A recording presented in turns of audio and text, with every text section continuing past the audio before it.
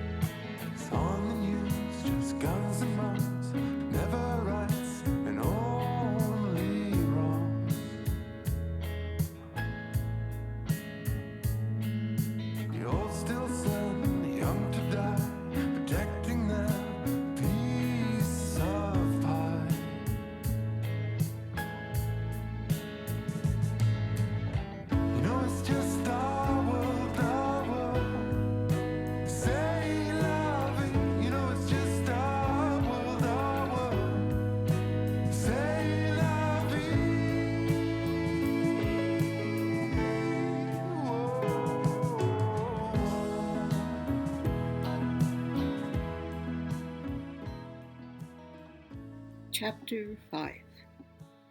To model or not to model. Time passed and I got used to my new home. David agreed for me to join a modeling agency, and it wasn't long before I got a few modeling jobs. One year I was the face of Leishna Cosmetics. I looked like a Hollywood star from the days of Marilyn Monroe and Jane Mansfield.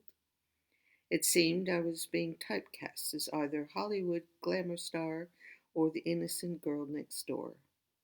Once a male model pushed me around Hyde Park in a wheelbarrow for a shoot. Then I was taken to the seaside in the blazing sun, wearing a fur coat baking. What fun that was! Keep smiling, Ginger. Lowell.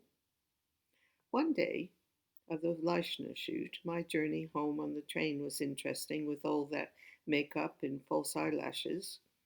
My piano lessons were with a local elder piano teacher that day, so I was rushing home. I'd gotten back just in time, and my lesson turned out literally rather touchy. All had been going good until that day. David had a famous poster of Marilyn Monroe where her skirt is blowing up and showing her legs. The piano teacher was obviously unfamiliar with the picture because he approached me with the question, "Is that you?"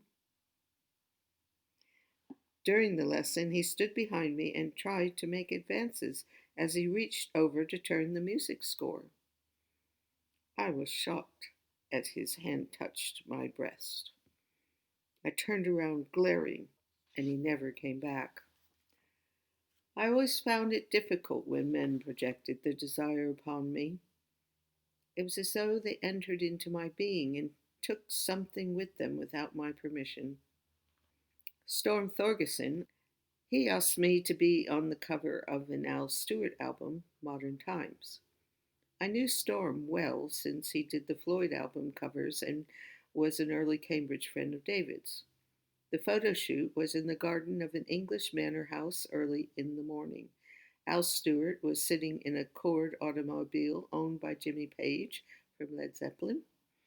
I was wearing a sequined maxi slinky dress in the likeness of a 20s Hollywood star with a lynx fur coat. I was running away from him after the night before, pretending it was warm, but it wasn't. Early morning shots were always my least favorite. I have to say that modeling was growing a little bit tiresome. You know, I had the most illogical shoot for the Playboy Club. They have a gambling aspect to the club, and I and another lady were chosen to be there. And I was sylph-like, and they padded me up so I looked like I had a large breast line. The other lady was very well endowed, and they strapped her up with tape. And we had to sit and put her in a bomber jacket, and I'm in this dress that was rather revealing. Just didn't make sense to me. Anyway, we did the shoot over the roulette table, and that was it. I went home and I thought, I don't think I can do this anymore. Even though it was a great income. I mean, in America, I used to make $1,000 a day. England was a little bit less because no one knew me, and I needed to find something to bring in an income. So Jenny Marriott, wife of Steve Marriott of the Humble Pie, as I said, we grew to be great friends, and we went into business. We had a little stall in antiques in Antiquarius on King's Road in London.